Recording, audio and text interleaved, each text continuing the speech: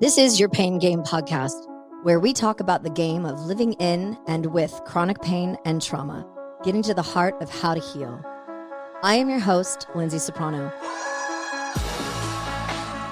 On the show, I plan on discussing with doctors, chronic pain patients, holistic practitioners, loved ones, and anybody that is interested in having their voice heard in the chronic pain and trauma world that we live in.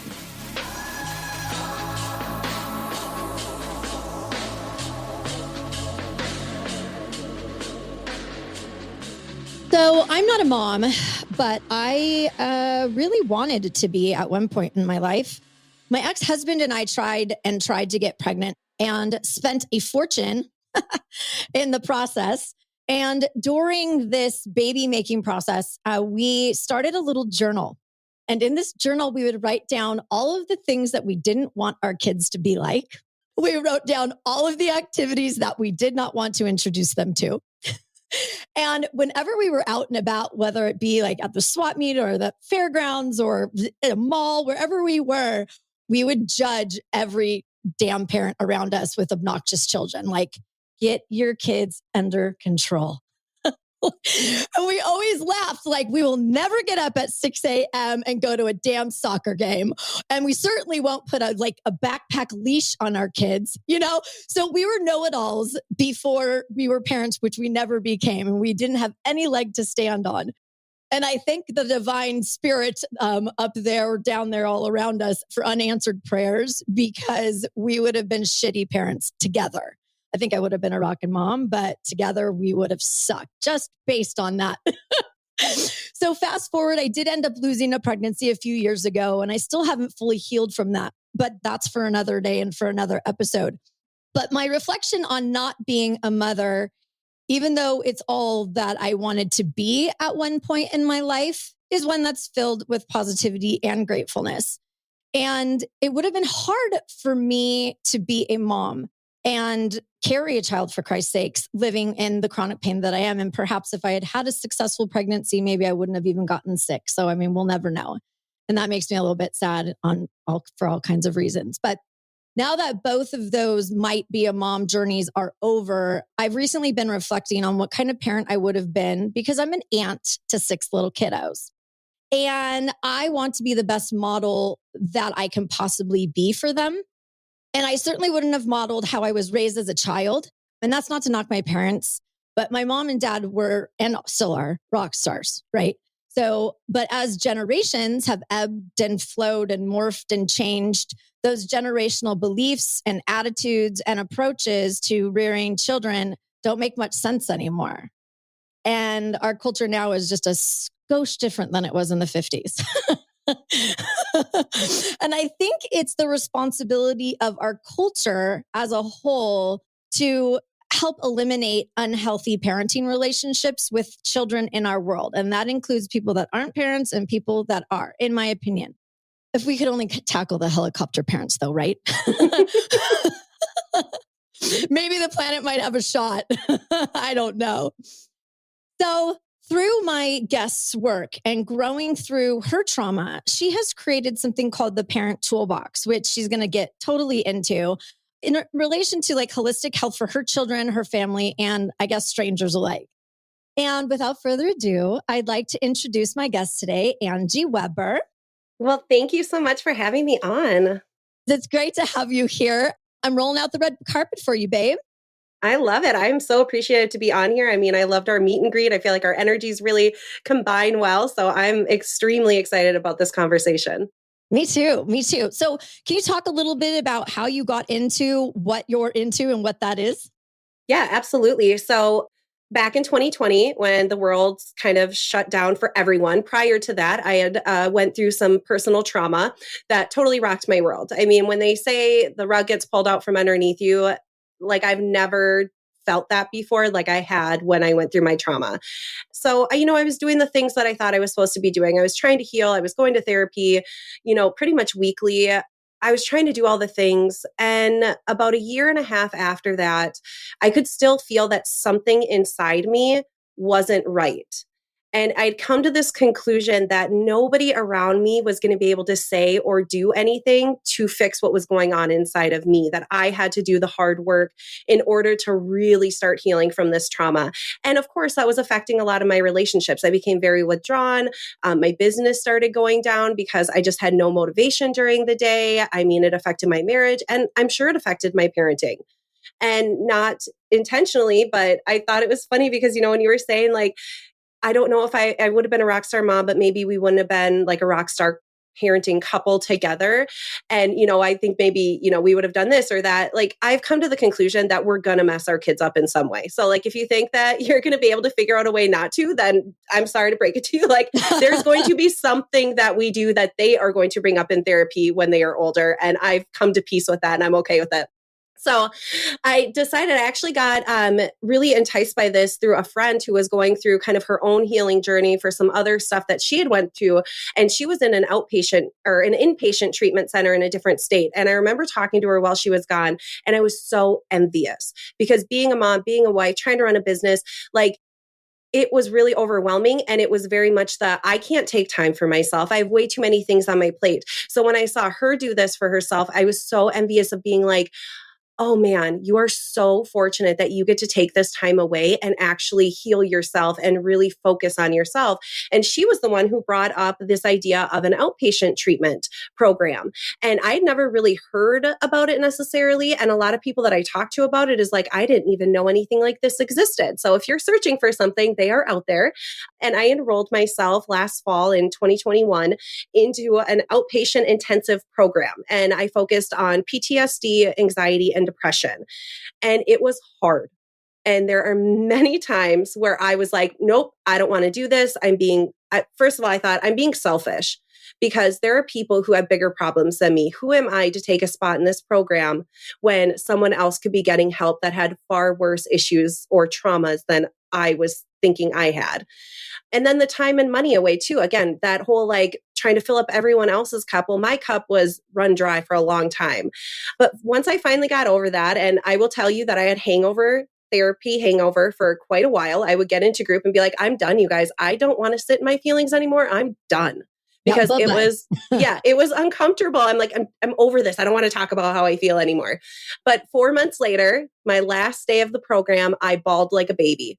I was and like, I get emotional even thinking about it because I was so sad to say goodbye to that group because of the amount of help that they gave me. And I started understanding from a different perspective on how we can approach emotions, how we can deal with emotions, how we can start listening to our body. And it was just one of those light bulb moments where I was like, holy crap, like, why do people not know about this, especially with a pandemic? And then seeing my kids on how their emotions were getting into school and dealing with, we're in person, then we're online, and then we're hybrid, and then we're online again, and then we're in person. It was just a roller coaster. And so I felt like I could finally start healing myself. And I started using these tactics and tools on my kids and saw some amazing results. So I thought, you know what, I need to start sharing this just as kind of like a hobby a little bit with other people because I felt like the information was so valuable. And I know a lot of people don't have the time to sit in therapy 12 to 15 hours a week. And so, I mean, I was very fortunate that I could. Not a lot of people want to, and not a lot of people can. And so I did a class called the Parent Toolbox, where I was incorporating some of the therapeutic techniques that I had learned throughout this program, along with some other holistic techniques through essential oils and other natural products. And I just was going to do a one-off class. But then when I heard the response afterwards from moms, I was like, there's something here. Because I was hearing, wow, I had no idea about any of this, or why aren't we taught this? Or empty nesters saying, I really wish I would have known about this when my kids were younger, because if you ask them now, they probably think all I did was yell. And we talked about that, about how I've got a yeller in my crew that yells like nobody's business. And it's like, geez, Louise, that's so hard on everybody. Absolutely. And it just really brought to light because just like we both have amazing parents. I mean, my parents are supportive and they're loving and they are great in so many ways. And then going through this and really digging through some of the stuff in my childhood and in my adulthood, I saw how when it got brought up of things of emotions or mental health issues or traumas that had happened in our family, it was very much let's turn a blind eye, let's sweep it under the rug because our parents were uncomfortable about it. They didn't know how to talk to us about it. So now that got passed on to me. Sure. And me not wanting to talk about it and getting uncomfortable and wanting to shove it down. And so I'm just, on this huge mission to help educate parents. And for those who aren't parents, I mean, this information is so valuable for everyone to really start understanding. Yeah, for sure. And like to circle back, what I started with is like as a culture, if we all started to adopt a little bit healthier way of processing our emotions and helping those around us. Like I've got a wide spectrum of nieces and nephews from 3 years old to 15, almost 16 years old. There's a lot of age differences in there. And I've seen every single one of them grow since they were born and how different parenting techniques are with all 6 of them. Mm-hmm. And how I'm like, just like I said in the beginning, like, I would never do that. I would never do that. I would never do that. And some things are legit. Like I'm not a screamer. I'm not a yeller. I would never cuss at my kids. I would never cuss around my kids. Like some of those, like they're so toxic from the very beginning and they're such sponges, if we can catch them, now, the more the merrier on that one, because it's just going to help, in my opinion, make our world a better, more loving and giving and healthy place to be. Yeah. And, too, with the mental health stuff is I just actually interviewed someone on my podcast who is very passionate about eradicating children's suicide. As a parent, that's one of my biggest fears. That might be one of your biggest fears as an aunt too. And it's crazy how the amount of child suicides have risen over the last couple years and decade and whatnot. And if we can start at a younger age, helping our kids with their own tools, hopefully that is going to eliminate a lot of that because they're going to know how to handle it. You were talking about helicopter parents, and that's a term that all of us know. The other term that I heard actually at a sermon at church when they were talking about parenting was lawnmower parents. And I was like, I had never heard of that before. And he went on to explain that lawnmower parents are the type of parents, out of love, of course, because we all want to see our children succeed and be happy. We don't want to see them have hardships. We don't want to see them go through traumas.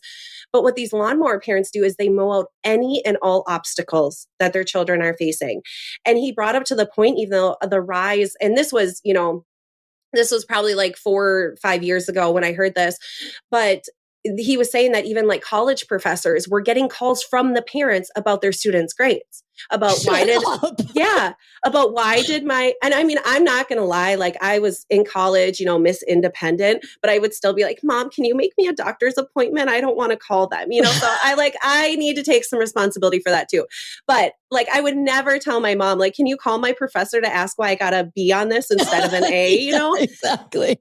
And he just really brought back the good point that if we continue to mow out every obstacle for our kids, the thing is that we're not strengthening their suffering muscle. And if they don't have a strengthened suffering muscle when they are a teenager or when they are in their early adulthood, if they get rejection from a romantic partner or they get a rejection from a job, they're not going to know how to deal with it. If your parent isn't around to fix that, they might go into some drastic behaviors. They might think that that's the end of it, that they don't want to go on anymore. I mean, there's so many things that get wrapped into it. So even though we're trying to do it from a loving place, we need to let our kids fail and we need to teach them the tools they can use in order to recover from that. I love the lawnmower parent. That is unbelievable. It's like, why do just because you played in the soccer game that I will never attend, just because you played in the soccer game doesn't mean that everybody is a winner on the team. Like, I don't understand that at all because I earned my damn trophies. I earned my certificates or whatever I did. I earned things within my career. I didn't have them handed it to me. In fact, it would have been nice to have a couple things handed to me here and there along the road. But, it's made me the strong person that I am, even though like days like yesterday when I just had, like the worst pain day that I've had in a very long time with something new that's crept into my bod. So the suicide thing is scary. And so are school shootings. Mm-hmm. And I think those can kind of go hand in hand with how they handle emotions. The school shooting thing came to my head when you were talking about having a romantic relationship breakup. When you're in high school and you get broken up with, you are butthurt. Like Mm-hmm. you don't know what to do and how to handle it. And it's just like you said, brush it under. You're fine. Get up, get up. My parents did the same thing when I was skiing because I used to be a racer. I'm skiing and my dad's like, get up. You're not bleeding. Like move it. You know, like Mm-hmm. it was always like that. And there are really wonderful things that I took away from that, but there are also some really detrimental things that happened to me too. Absolutely. I just interviewed actually someone yesterday for my podcast, and she was talking about how she was the only girl in a boys' boarding school. And she went there because her brothers went there. And she got teased a ton by the boys. And she tried to approach her dad and say, you know, Dad, I've been getting teased, being very vulnerable with him. And his response to that was to tease her exactly as the boys were teasing her. Wow. Right? Like, I was just as stunned when I heard that. I was like, I don't even know what to say to that. Yeah, me too. I'm kind of like, let's turn on the sound for crickets. Right. Yeah. Add a little audio in there for that. Yeah. So it was just, you know, but the thing is that her father probably did that because that's how his father approached things. But what that ended up doing to her is she just shut down completely. She didn't want to be vulnerable anymore. So even when we want to take kind of this tough love approach of like, you're fine, like get up, trying to teach these kids this resilience, we need to kind of walk that fine line of being able to teach them resilience and still validating their feelings when they are upset about something. Sure. So can you go into your toolbox, if you will, and talk about some of the techniques that you've used, that you learned from the program that you were part of and that you're using and you're helping to coach others on? Absolutely. So one of the biggest things that I learned is start really tuning into my body when emotions were starting to come up. So there is something called the window of tolerance. It was developed by Dan Siegel. He has some amazing videos out there to kind of better explain it. But the way that I like to explain it in more of kind of like a childlike version, so that parents can understand it and also start kind of integrating it into their life, is pretend that you're standing in front of a window. When you're standing in front, up straight, confident, you can see everything that's happening outside that window, right? That is where our sweet spot of emotions is, or our window of tolerance. Now, throughout the day, something might happen. A coworker might take the last, bit of coffee and you get a little upset, or you forgot to send an email and you feel bad about it. Like it's just life. We can't be meh all the time or it'd be pretty boring. Now, where we really want to start paying attention is when we start getting into the extremes of the emotion. So there's a hyper arousal, or what I like to call high activation. And that is similar to if you're thinking about like bouncing off the ceiling. So this is when we get into our fight or flight mode. Now, when you're bouncing off the ceiling, you're not going to be able to see clearly out that window. On the other extreme, we can go into hypoarousal, or what I like to call low activation. And that's where we go into more of our freeze mode. And you can think of that as if you were laying on the floor underneath that window. You can barely lift your head up to see what's going on. So when we're in these extremes, it's really hard to get back to that sweet spot, but we can start identifying cues in our body, in our thoughts, in our senses, and our sensations, movements of when we're starting to kind of creep into one of those extremes. And then what we can do is use healthy, safe resources, or coping mechanism, as some people know them as, in order to help us get back to that sweet spot more effectively, so that we don't go into those extremes and we don't go into that absolutely numbing or absolutely angry kind of area.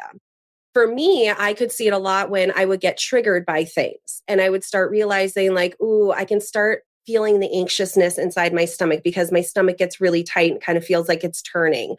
Or, in the other extreme, when I have a conversation with my husband that's about something that's triggering or very sensitive to me, before I would go into low activation, I would get really numb. I would be really withdrawn. And my brain wasn't even processing the thoughts. Like I couldn't take what I was thinking and verbalize it to him. So prior to this, it would turn into, well, why aren't you talking? Just tell me what's wrong from him. And then I would get frustrated because I didn't know how to communicate that. Well, I just don't know what to tell you right now. Now, when we're in topics like that, I can say, I need a minute. I can't really tell you what's going on right now. Like my brain's not being able to process this. And we're able to have a much better conversation around that without it escalating. And so being able to pick on those little cues, I saw my parenting because I would yell. We were running late to something. My kids were taking their sweet time to get ready. And I was like, just put your boots on.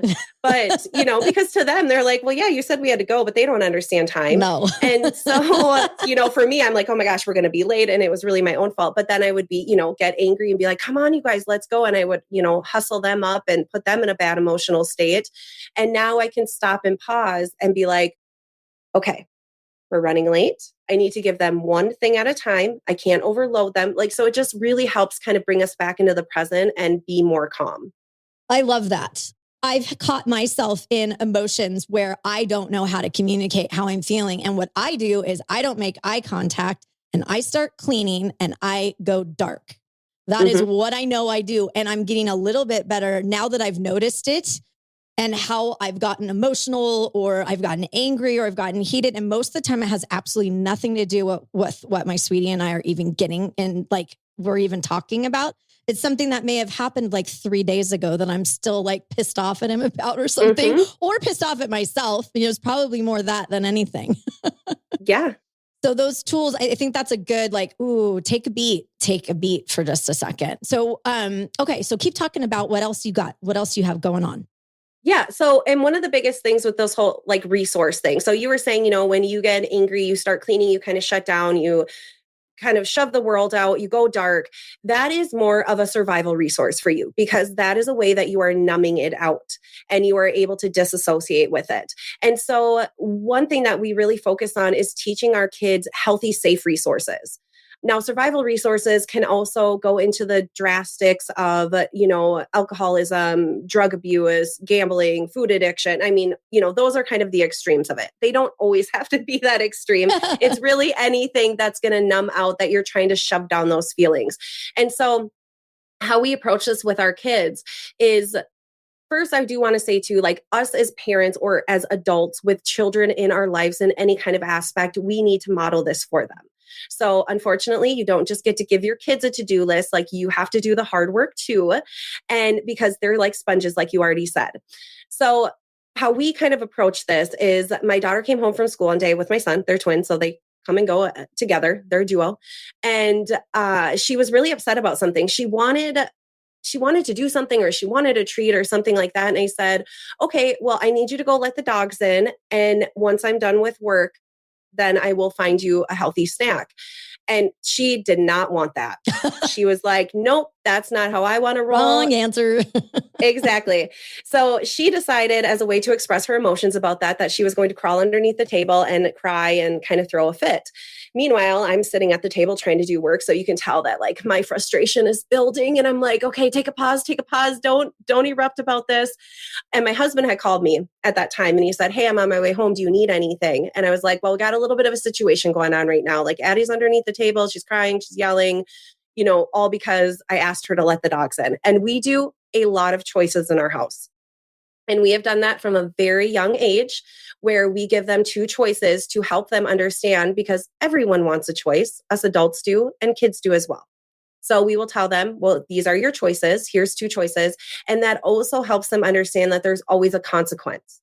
So whether it's a good consequence or a bad consequence, most of the time we can approach it so that the kid chooses the one that we want them to choose because they always want the good consequence, right? 1% of the time they decide to go the other route and just throw a curveball in it, which they can.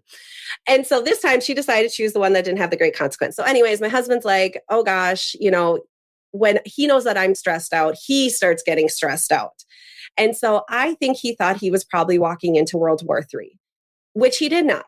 He walked in, everything was very peaceful and calm around our house. And he was like, what the heck is going on here? This is not what I expected to walk into. But instead of going into that high activation and start yelling and punishing and sending her to her room, what I did is I went and printed off sheets with different emotions on it. So I had one that was angry, sad, scared, and when we have a little bit too much energy, when we're just kind of bouncing off the walls. And what we did is we sat down as a family and I said, okay, let's take this first one. When we're angry, what are some things that we can do that can help calm our body and mind? And we all took turns saying stuff and I just wrote them down on the piece of paper. So we did that for every emotion. And then we went and hung it up in our pantry so that they knew there was a place to go to when they were feeling angry and sad and upset, whatever the emotion was. they could go there and kind of reference a list of things they could do. And that really was kind of a groundbreaking thing in our house, because instead of just saying, you're angry right now, go have a timeout, I can be like, hey, you're angry right now. I understand that this is frustrating. What are some things we can do to help you get through this? Do you want to scream into a pillow? Do you want to smell an essential oil? Because that's amazing for emotional benefits because of the part of the brain that it works with. Do you want to push against a wall? As long as they're not hurting themselves, someone else, or property that shouldn't be damaged, like, game on, as long as it's a healthy, safe resource, right? Yeah. It helped them understand that they had options to express their emotions. And it really helped us as a family to be united on this too, where it wasn't just, hey, go figure something out to do. It was like, oh, you're upset. Like, let's go look at the resource page, or, hey, you want to try this or that. And so that was one of the things that I'm really passionate about teaching families too, is like, do this together, like give them options in order to help them express their emotions, versus saying stuff like, why are you crying? You shouldn't be upset about this, because that's what we heard a lot as kids. And what that did is we stopped listening to our body. So when we had that yucky feeling in our tummy, we started pushing it down and forgetting about it. And we don't want to do that with our kids. We want to be able to have them express themselves.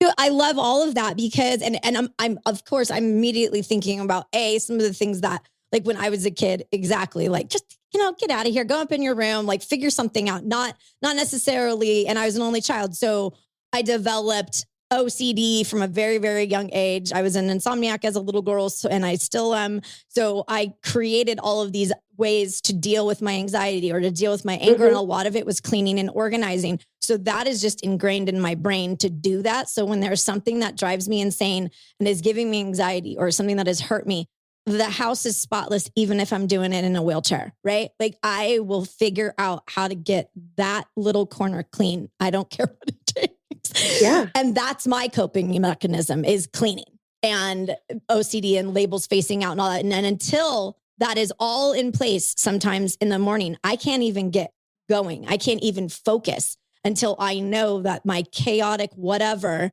from the night before is settled and straight. And it's challenging. Cleaning isn't like again, it's not an extreme like survival resource. And there are things that I was doing too in like the height of my trauma of trying to heal from it that I can now see was more of like the numbing, like going for drives. When I wasn't able to sleep, I would leave in the middle of the night and I would drive around for 2-3 hours. I mean, I wouldn't come home until like 4:00 in the morning. Everyone else was sleeping in this house. And I started realizing that that was more of kind of edging into the survival resource, because I wasn't doing it necessarily as a way to solve the problem. I was doing it just to escape, to get away. Now, Now, if, I haven't done this in a long time because my husband and I's communication skills have greatly improved through using different tools and things like that. However, I can now say, you know what, I think I need like just 10 minutes. I just need to go for a drive really quick. And then I come back. So like there are these things that can be healthy and they can start edging into that survival resource space if you're just trying to numb out and disassociate versus needing just a little bit to kind of get back into that sweet spot. Does that make sense? Totally. Absolutely. I'm thinking about this as you're a couple, you're married. So there's two parents there. What do you do when you've got a parent that always, like, you're mean mommy and dad's nice dad, like always lets that kid get away with anything when mommy's like, no? What do you do in situations like that? And then what about single parenting? Married couples. So I hear this a lot from moms where they're like, but my spouse is on a different page. They don't want to do this quote unquote gentle parenting or intentional parenting, because it really kind of gets a bad rep because people don't understand it. So they think when you say gentle parenting or approaching it in this kind of way where we're really validating our kids' feelings over really tiny stuff, sometimes they think that it's, oh, you're just creating snowflakes and, they're not going to ever get disciplined. No, you can have gentle parenting and still have rules and boundaries within your household and in your parenting. But that's the thing that I hear the most of the time is that my husband is on one extreme, I'm on the other. How do we get this to work? And I always go back to do the work yourself. Because again, your kids are going to see that. It is much harder if you're not on the same page, but you need to start doing the work yourself so that your emotions are not getting triggered by your spouses or by your kids. And the other thing, obviously, with marriage, and you know this too, everyone married knows that communication is like the key foundation. Like, we need to be able to communicate with our partners what we want and what we need. And one of the most valuable things that I learned through going to therapy with my husband is that a lot of times when we say something, like I'll tell my husband something, and for me, I'm like, I spoke crystal clear English right there. You should know exactly what I just said. I love you.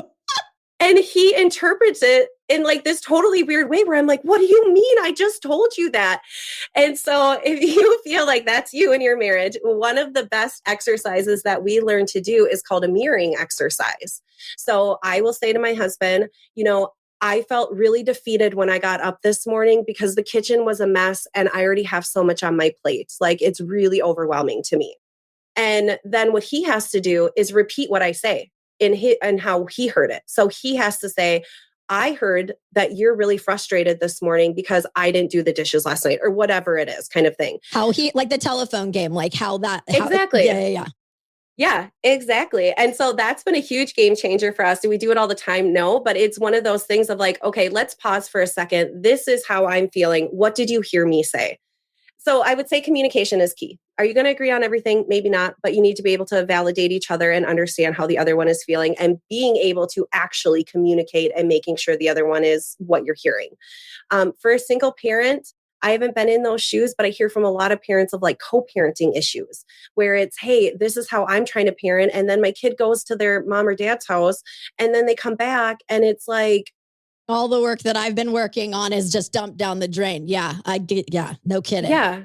And again, I mean, all you can do is control what you can. So what you can do is make those positive examples for your kid while they're in your care, and just do the best that you can. If you don't have a relationship with your co-parent that you can have those communications with about, hey, this is what we're doing at home, and they're not going to respect that, you know, you can't lead a horse to water, right? I mean, it's just, they're going to do what they do, but just having those open conversations. Because, you know, in the end, if you have a parent who is open with their child and who is validating their feeling at a younger age, and then you have a parent who's more authoritative, guess what's going to happen when they're older?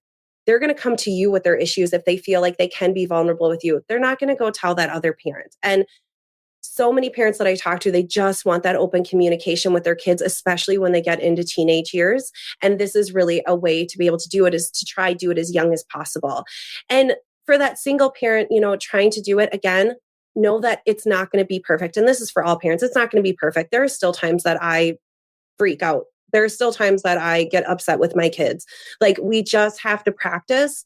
And we have to see that, let our kids see us fail as well. So when I do freak out, when my emotions get the best of me, I'll go back to my kids and say, I'm really sorry about that. Like, I should have handled that better. Next time I'm going to try this. And if I feel like if I'm home alone with the kids and I'm getting out of that sweet spot of emotions and I can feel it in my body, I'll say, you know what? Mommy needs a mommy minute. And I just step outside for a minute. And then I come back when I'm calmed down. So that's another good practice. If you're able to leave your child alone for a few minutes, especially as a single parent where they're going to be safe, like, take that time for you. You don't need to figure everything out in that exact moment. I like that a lot, because we tend to forget that we exist. Mm-hmm. Yeah. And that's the caretaker in me too. And that's something that I'm learning in my personal toolbox, if you will, that part of the reason why I believe that I'm sick and that I've got this crap in my body is that I have taken care of everybody else before I've taken care of me. And so I've had to flip-flop that. And that's been quite the challenge for me. So you had mentioned earlier about essential oils that you use for certain occasions, with your children, with yourself, with your hubby, so on and so forth. And I am a complete advocate of essential oils. I use them every single morning and during meditation. I use them throughout the day. I use them at night, depending upon what room I'm in. I've got different things for different things.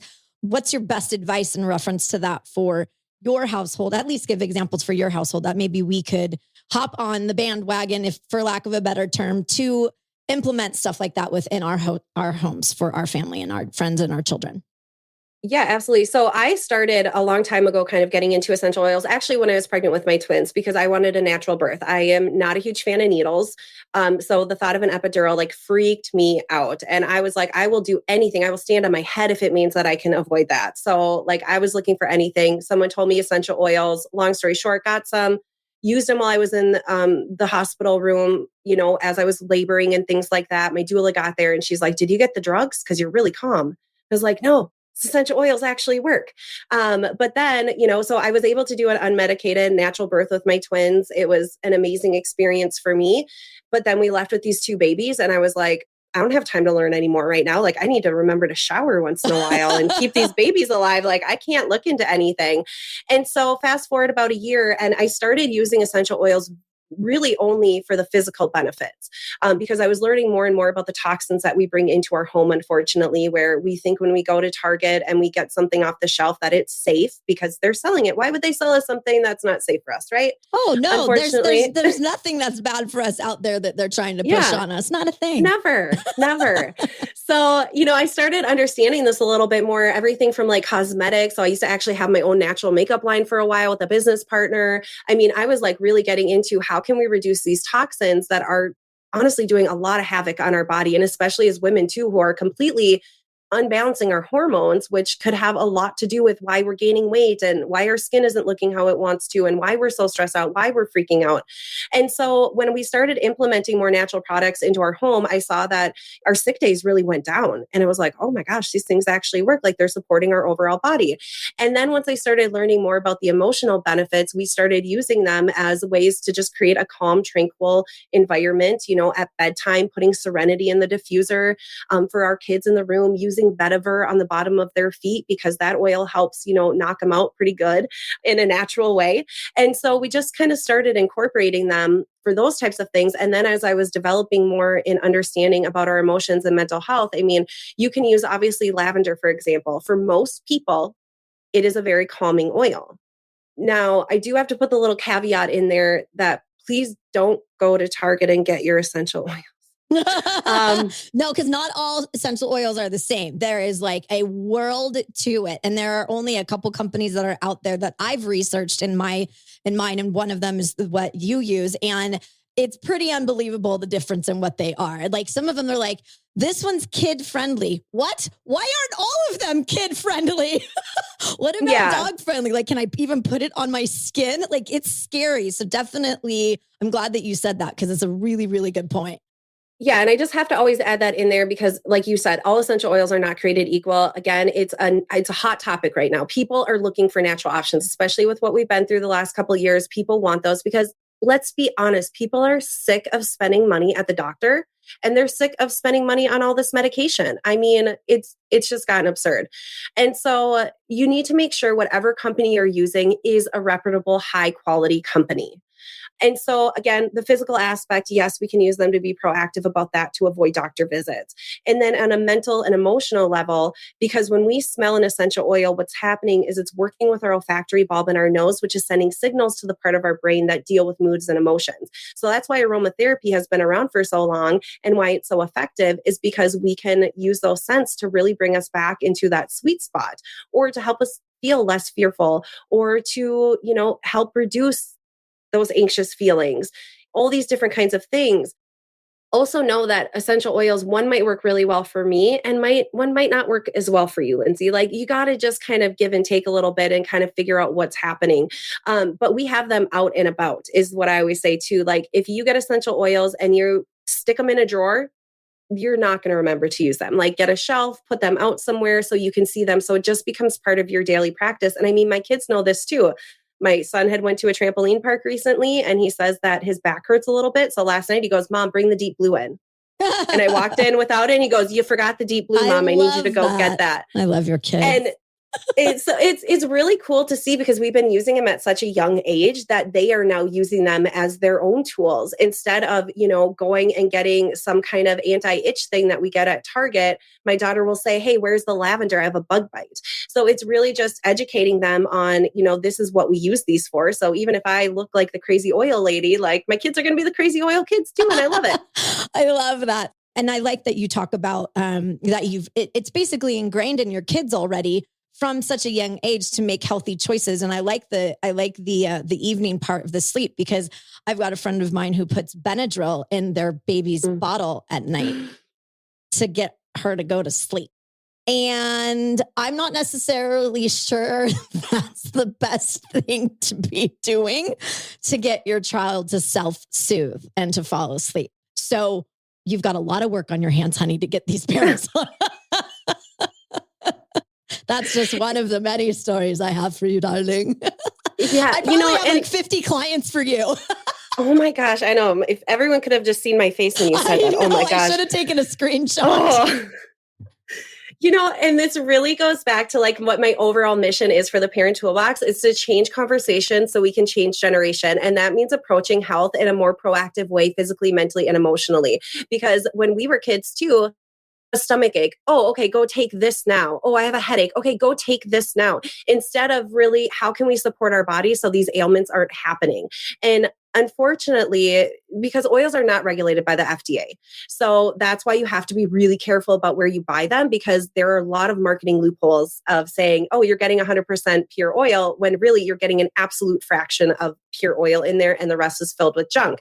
And so it's hard to hear that, not a knock against doctors. And I can't remember if you and I talked about this, or I talked about this with someone else too this week, is that they're trained in medicine.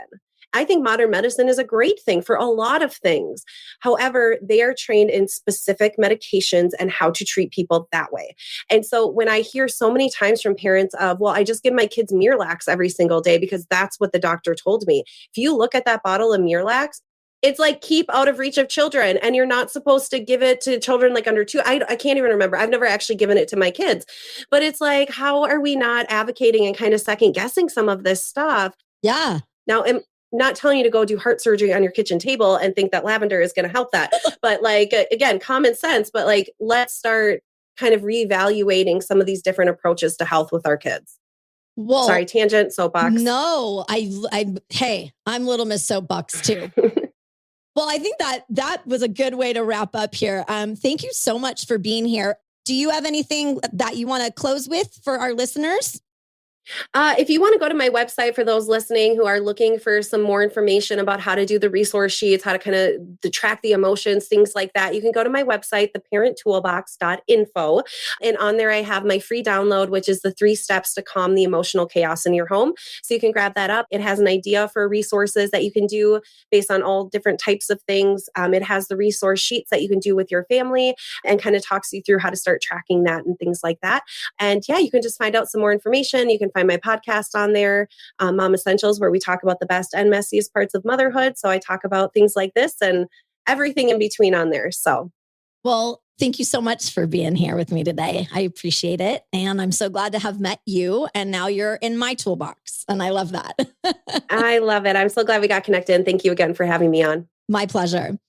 You are exclusively invited to share this VIP essential oil pain journey together. Let's get to the heart of how to heal with you by my side. Please follow the Pain Game podcast wherever you digest your podcast content. We will be there. Visit us at thepaingamepodcast.com and follow us on all the socials. Thanks for listening, my little VIPs. Catch you on the other side.